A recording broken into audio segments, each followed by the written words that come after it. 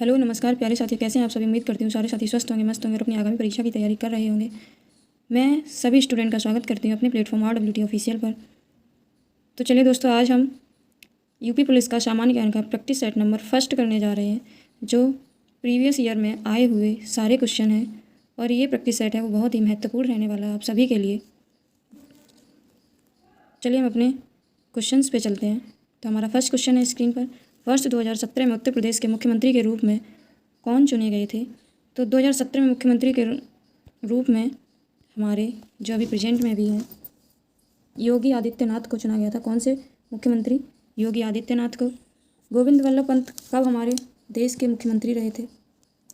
तो गोविंद वल्लभ पंत ये 1937 में। कब? 1937 से 1939 तक संयुक्त प्रांत के मुख्यमंत्री रहे थे। किसके? संयुक्त प्रांत के मुख्यमंत्री रहे थे। नेक्स्ट है हमारे अखिलेश यादव। अखिलेश यादव हमारे यूपी के मुख्यमंत्री कब रहे? अखिलेश यादव जो हमारे यूपी के मुख्यमंत्री जो रहे थे उत्तर प्रदेश के, कब रहे थे? 15 मार्च 2012 को। 15 मार्च 2012 को ये हमारे 20वें मुख्यमंत्री के रूप में चुने गए थे। ये सबसे कम उम्र के मुख्यमंत्री रहे थे। 2012 में ये इन्होंने विधानसभा की 224 सीटों पर जीत की थी। भारत का सबसे आधुनिक और सबसे लंबा इन्होंने एक्सप्रेसवे जो आगरा टू लखनऊ बना है। कौन सा? आगरा टू जो लखनऊ, वो इन्होंने उसका उद्घाटन किया था। और ये 3 बार सांसद रहे थे। और ये समाजवादी पार्टी के नेतृत्व करता है। किसके हैं? समाजवादी पार्टी के।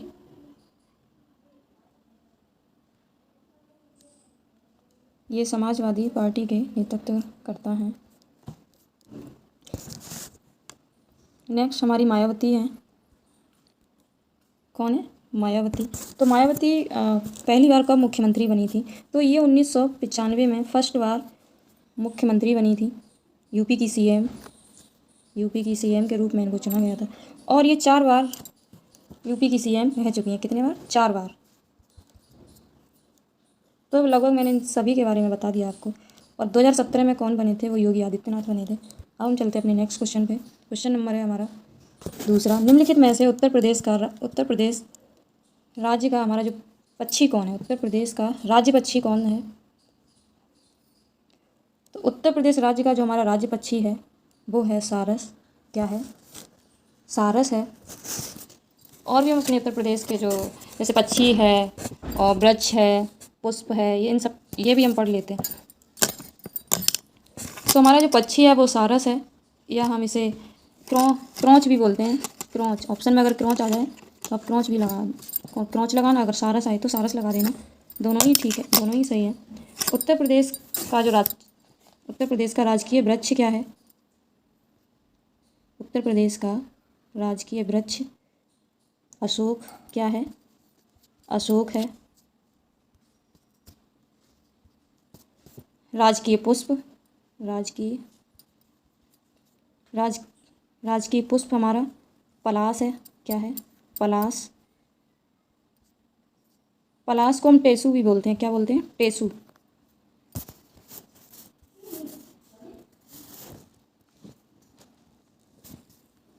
और जो राजकीय पशु बारहसिंगा है। क्या है? पशु क्या है? बारहसिंगा है। पशु बारहसिंगा है। उत्तर प्रदेश का जो राजकीय चिन्ह है, उत्तर प्रदेश का राजकीय चिन्ह क्या है? राजकीय चिन्ह क्या? एक व्रत। क्या? एक व्रत। एक व्रत में 2 मछली, एक व्रत में 2 मछली, एक तीर धनुष। एक तीर धनुष। क्या है? 2 मछली, एक तीर धनुष। राजकीय पक्षी तो मैंने आपको बता दिया, सारस। नेक्स्ट क्वेश्चन है हमारा क्वेश्चन नंबर 3। वर्ष 1937 से 1950 तक उत्तर प्रदेश को किस नाम से जाना जाता था? तो 1937 से 1950 तक जो हमारा वर्ष 1937 से लेकर 1950 के मध्य तक उत्तर प्रदेश को हम किस नाम से जानते थे? संयुक्त प्रांत के नाम से जानते थे। और फिर इसका नाम 1836 से 1877 तक, फिर 1836 से 1877 से, फिर इसको हम किस नाम से जानते थे? उत्तर पश्चिम प्रांत के नाम से जानते थे, उत्तर पश्चिम प्रांत के नाम से जानते थे। उसके बाद 1877 ईस्वी से 1877 ईस्वी से उत्तर पश्चिम प्रांत के नाम से जानते थे। किसके नाम से? उत्तर पश्चिम प्रांत, उत्तर पश्चिम प्रांत के नाम से जाना जाता था। 1877 में तो इसे इस नाम से जाना ही जाता था, उत्तर पश्चिम। 1836 से 1877 तक उत्तर पश्चिम प्रांत के नाम से जाना जाता था। फिर इसके बाद इसका नाम बदल के 1877 में फिर इसका जो नाम बदल दिया गया, उत्तर पश्चिम प्रांत के नाम के बदल कर, उत्तर पश्चिम प्रांत का नाम बदल कर क्या नाम रख दिया? आगरा। क्या रख दिया? आगरा एवं अवध, आगरा एवं अवध का संयुक्त प्रांत, आगरा एवं अवध का संयुक्त प्रांत रख दिया। तो मैं शॉर्ट में लिख देती हूँ, यहाँ पे सही से लिख देती हूँ। पहले इसका नाम 1950 में क्या था, दोबारा से हम बता देते हैं। पहले हम इसे संयुक्त प्रांत के नाम से जानते थे।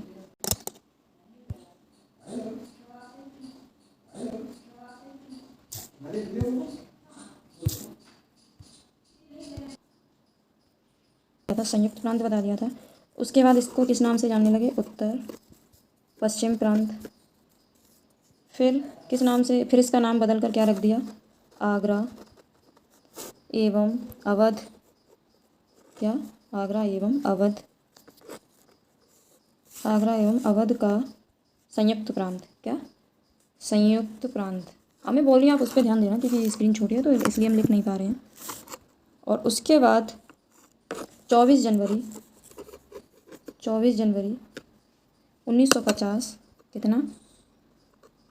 1950, 24 जनवरी 1950 को संयुक्त प्रांत का नाम बदलकर संयुक्त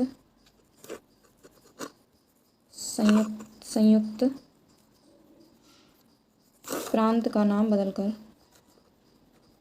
बदलकर क्या रख दिया गया? इसका नाम बदलकर उत्तर प्रदेश। क्या रख दिया? उत्तर प्रदेश। तो उत्तर प्रदेश हमें नाम कब मिला? ये 1950 में। कब मिला? 1950 में मिला इसका नाम।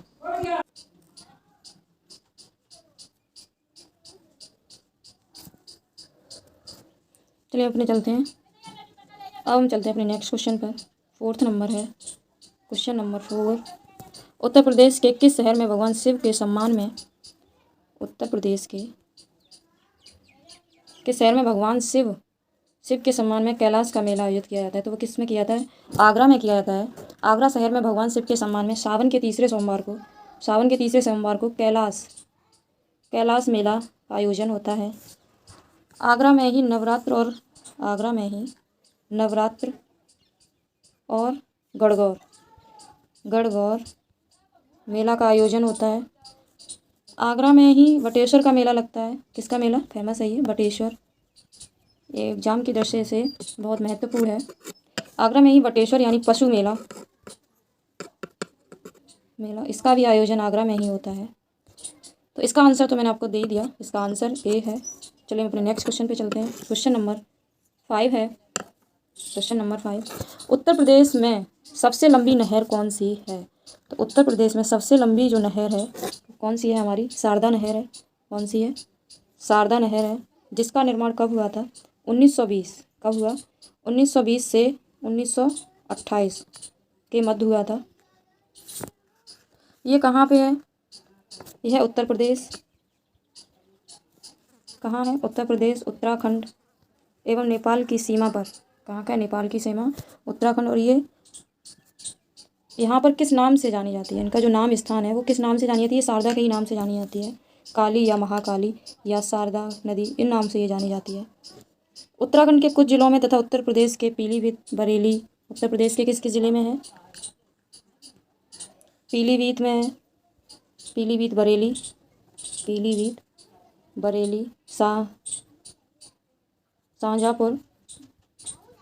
शाहजहाँपुर में है, लखीमपुर खीरी, हरदोई,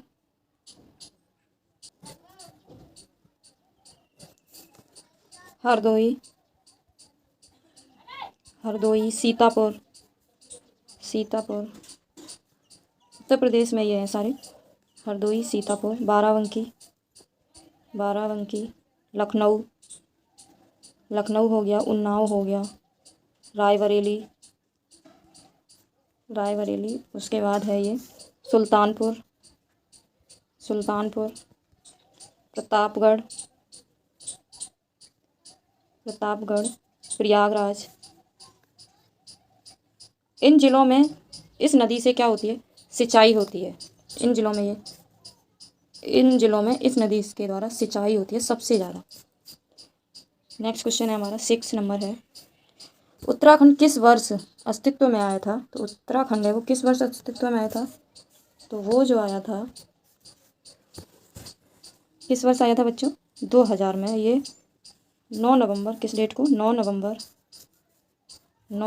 2000 को, 9 नवंबर 2000 को उत्तर प्रदेश का विभाजन, उत्तर प्रदेश का जो विभाजन कर उत्तराखंड राज्य का निर्माण किया गया। किसका? उत्तराखंड राज्य का निर्माण किया गया। तो इसका जो आंसर है वो है ए। नेक्स्ट क्वेश्चन नंबर हमारा 8 है, विक्रम सेठ द्वारा लिखी गई कौन सी किताब एक कविता के रूप में 10 नीति कथाओं का संग्रह है? तो वो कौन सी ये कविता है? कौन सी है? भौतिक शास्त्र। कौन सी है?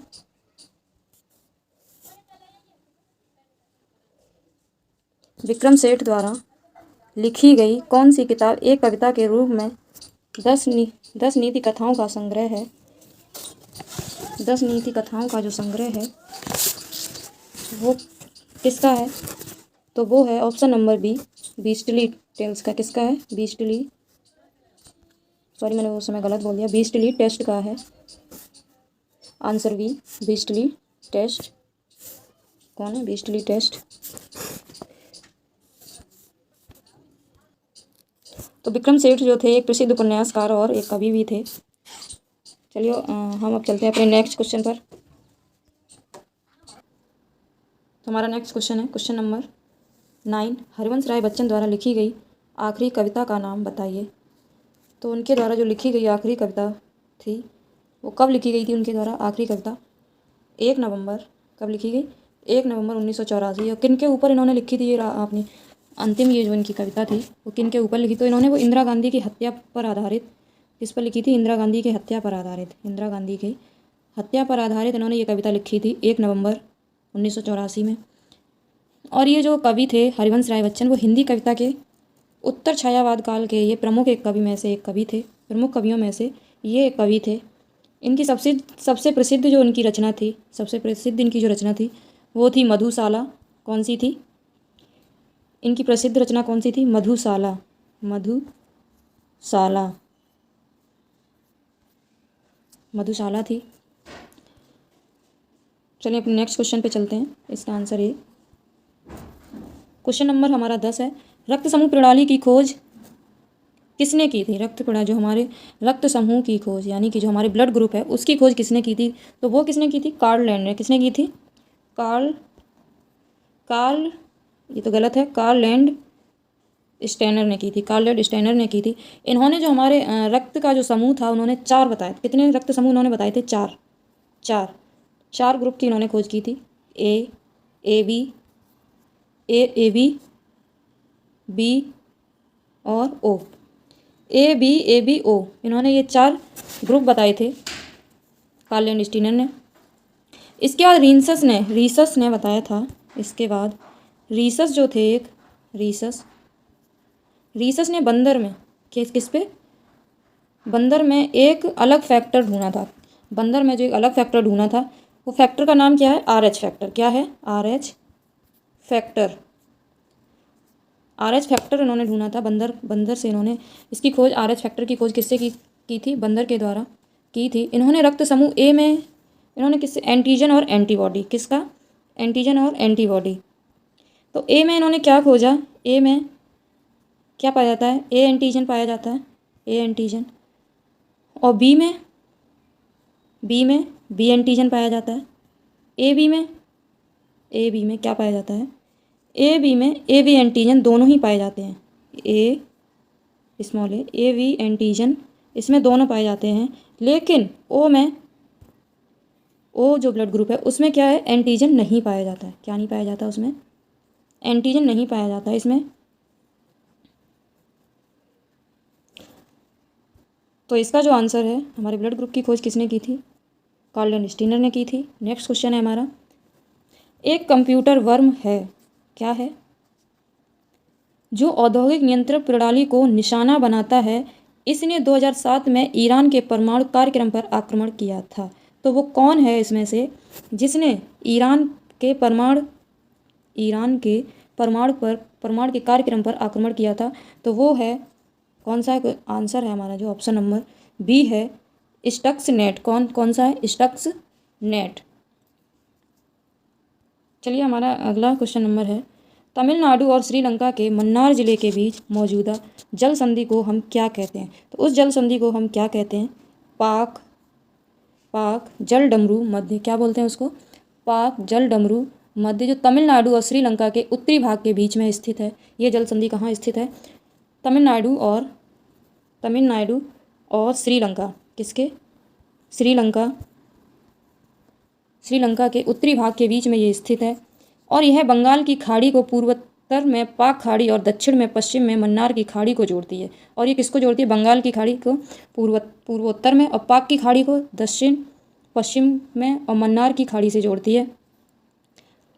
इसकी जो चौड़ाई है वो लगभग 53 से 82 किलोमीटर है। इसकी जो चौड़ाई है वो 53 से 82 किलोमीटर है। यह जल डमरू मध्य का नाम रॉबर्ट पाक के नाम पर भी है। किसके नाम पर है? रॉबर्ट, जल डमरू जो नाम है वो रॉबर्ट पाक के नाम पर है। ब्रिटिश राज के दौरान मद्रास में प्रेसिडेंसी के गवर्नर थे। कौन थे ये? ब्रिटिश राज्य में ये जल डमरू। चलिए हमारा नेक्स्ट क्वेश्चन है, क्वेश्चन नंबर 13 हमारा, निम्नलिखित में से संयुक्त राज्य अमेरिका के किस राज्य की सीमा संयुक्त राज्य के किसी अन्य राज्य की सीमा के साथ साझा नहीं करते?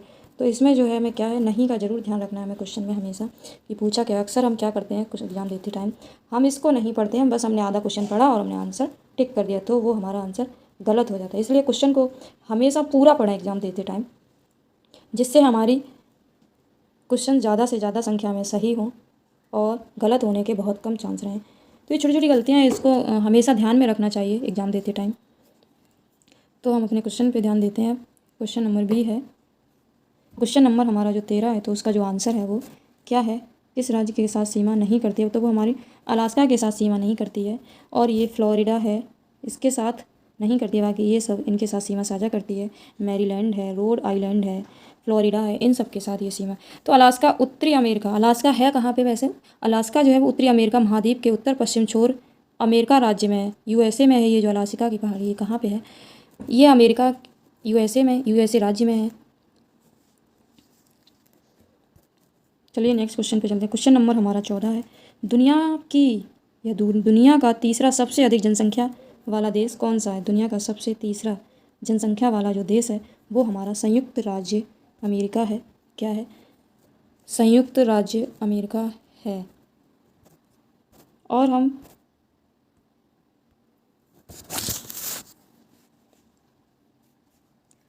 तो 2022 के आंकड़े के अनुसार 2022 के आंकड़े के अनुसार चीन है, जो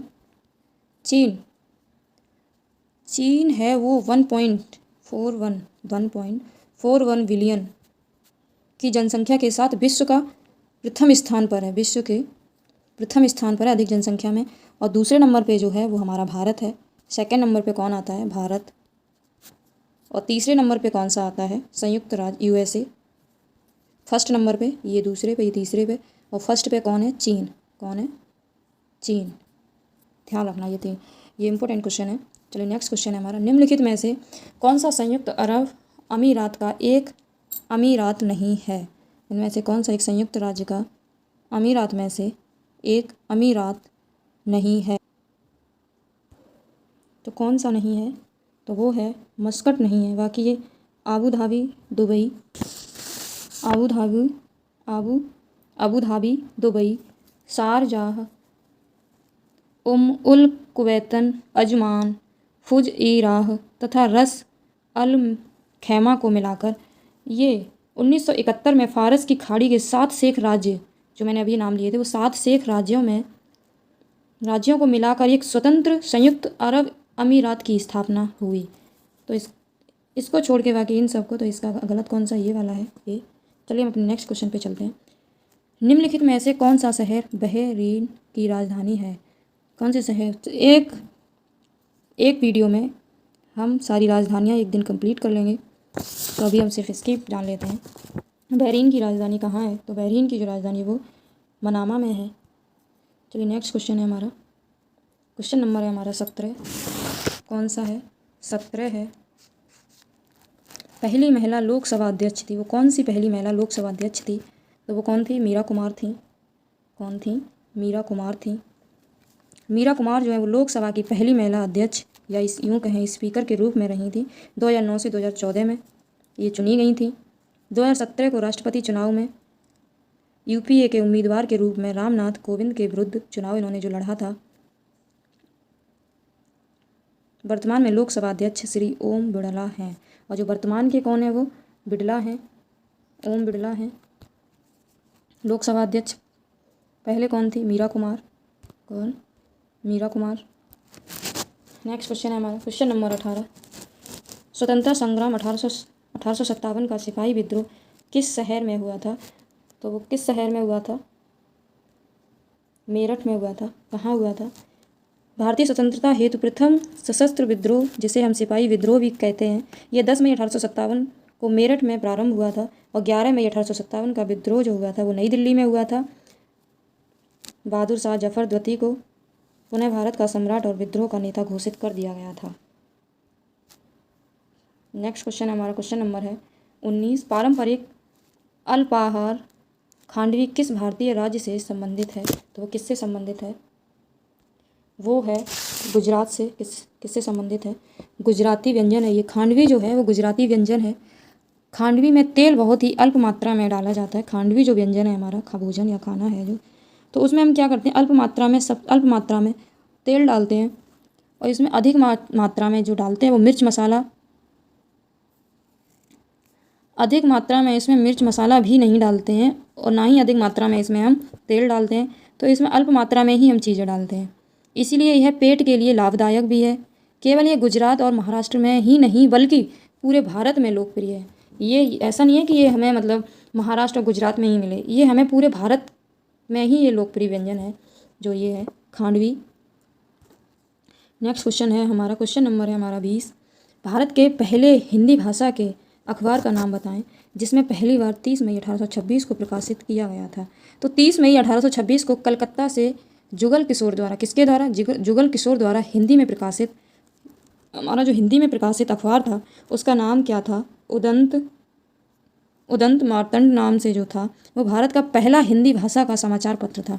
ये जो था हमारे भारत का पहला हिंदी समाचार पत्र था। पहला हिंदी समाचार पत्र, कैसा? हिंदी समाचार पत्र था। चलिए हम अपने नेक्स्ट क्वेश्चन पढ़ते हैं अपने क्वेश्चन को। इनमें से कौन सी गेहूं की उच्च पैदावार देने वाली बीज किस्म है जिसका भारत की हरित क्रांति में योगदान था? तो वो कौन सा है? वो है, क्या है? लरमा रोजो। क्या है? इसने भारत की उच्च पैदावार होने वाली खेती का, ये भारत की हरित क्रांति में बहुत बड़ा इसका योगदान रहा। किसका? गेहूं की उच्च पैदावार वाली जो बीज की जो किस्म है वो कौन है? लारमा रोजा है। ये हरित क्रांति के से तात्पर्य आधुनिक तकनीकों तथा सुविधाओं का अधिकतम प्रयोग करके खाद्यान्न उत्पादन में तीव्र वृद्धि करना है। इसका क्या? खाद्यान्न उत्पादन में तीव्र वृद्धि करना है। और भारत की हरित क्रांति में भारत की जो हरित क्रांति है, हरित क्रांति का जो नाम दिया था किसने दिया था? नॉर्मन बोरलॉग तथा MS स्वामीनाथन। ये जो वैज्ञानिक थे, इन जैसे वैज्ञानिकों ने कृषि का विशेष योगदान दिया, या कृषि में बहुत ही विशेष योगदान दिया। कौन है वो? बोरलॉग हैं। बोरलॉग ये हरित क्रांति से संबंधित हैं। बोरलॉग और MS स्वामीनाथन। ये इम्पोर्टेंट है, आप याद रखना, इस पर स्टार लगा लेना, ये हमें ये पूछ लिया जाता है क्वेश्चन। नंबर हमारा 22 है।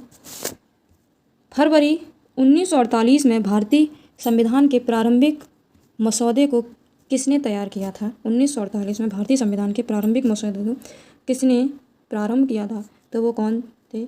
व्यवहार राम मोहन, फर्स्ट ऑप्शन है व्यवहार राम मनोहर सिन्हा, बी नंदलाल बोस, सी श्याम प्रसाद मुखर्जी, डी बेनेगल नरसिम्हा राव। तो इसका जो राइट आंसर है वो कौन सा है? डी है।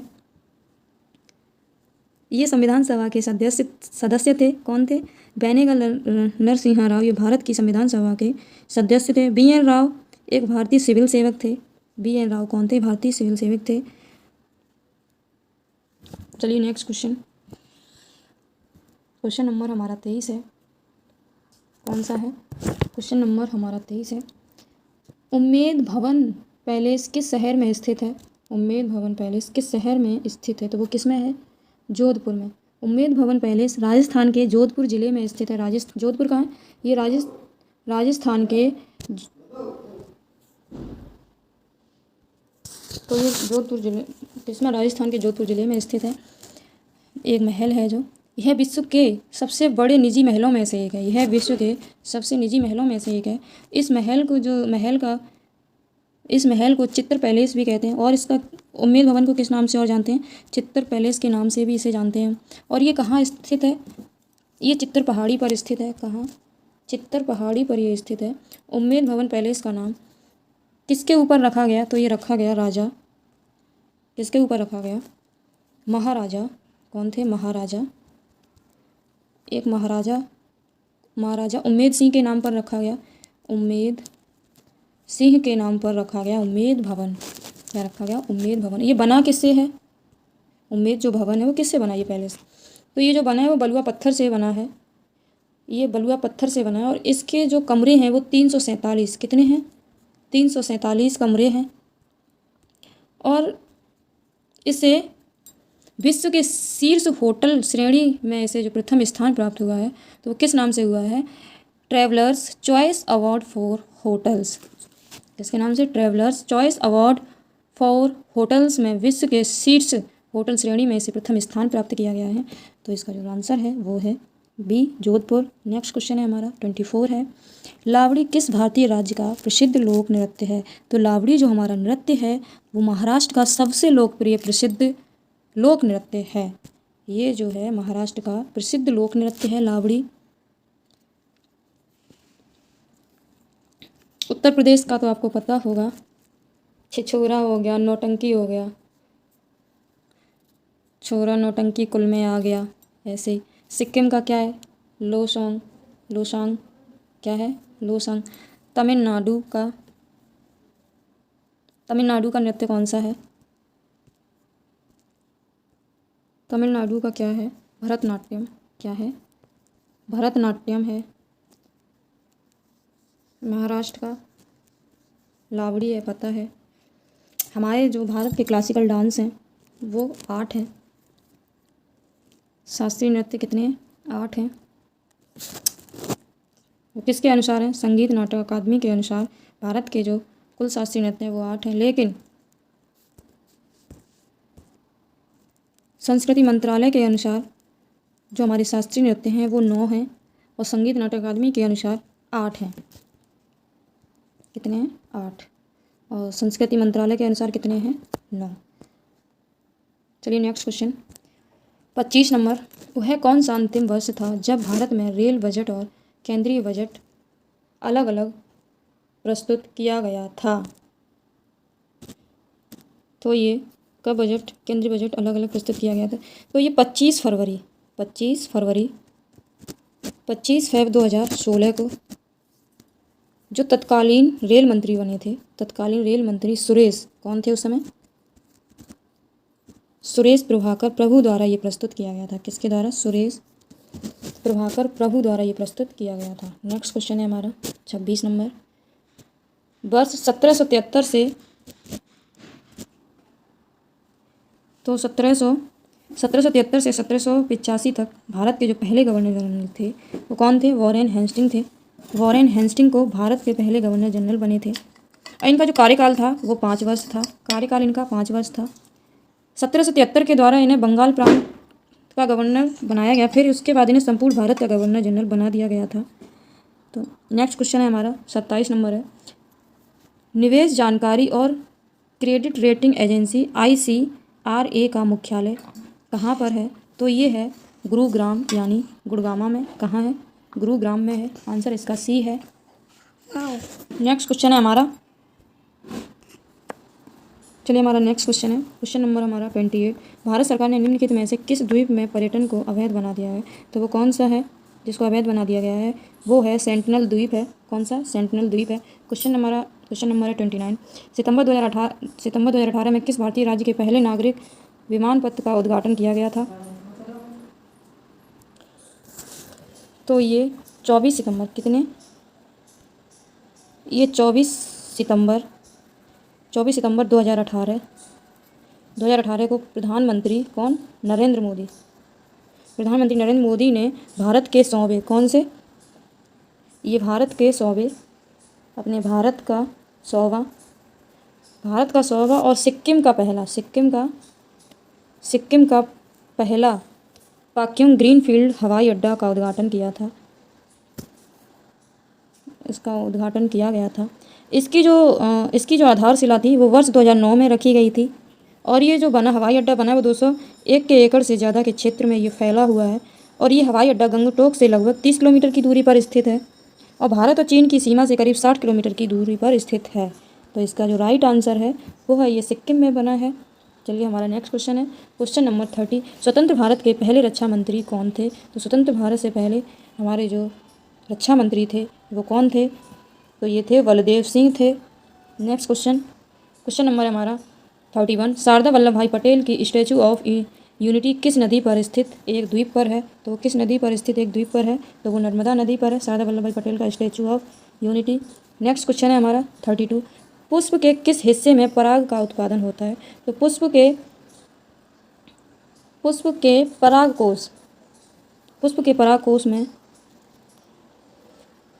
परागकोश में ये पराग का उत्पादन होता है। हम अपनी साइंस की क्लास में आपको इसके बारे में पूरी जानकारी दे देंगे, तो आप हमारी साइंस की क्लास ज़रूर देखें।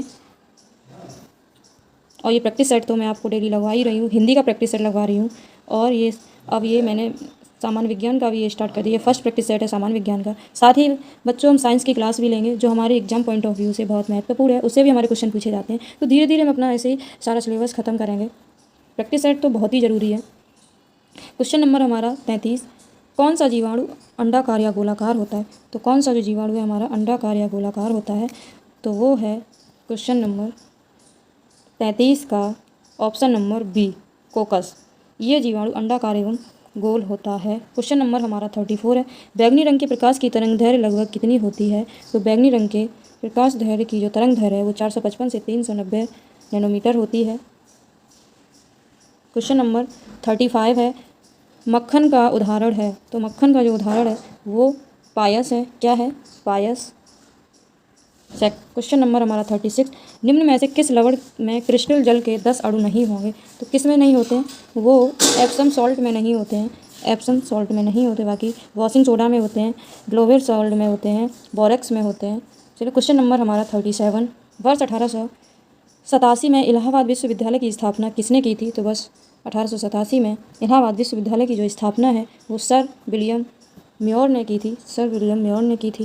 क्वेश्चन नंबर हमारा 38 है, पहली महिला मुख्यमंत्री वर्ष 1963 में नियुक्त की गई थी, उन्होंने किस भारतीय राज्य सरकार का नेतृत्व किया था? तो वो कौन थी? उन्होंने भारतीय राज्य सरकार का नेतृत्व किया था। पहली महिला मुख्यमंत्री 1963 में नियुक्त की गई थी, तो उनका नाम है, जो भारत की पहली महिला मुख्यमंत्री थी उनका नाम है सुचेता कृपलानी। क्या नाम है? सुचेता कृपलानी थी। सुचेता कृपलानी 1963 से 1967 में उत्तर प्रदेश की मुख्यमंत्री भी रही थी।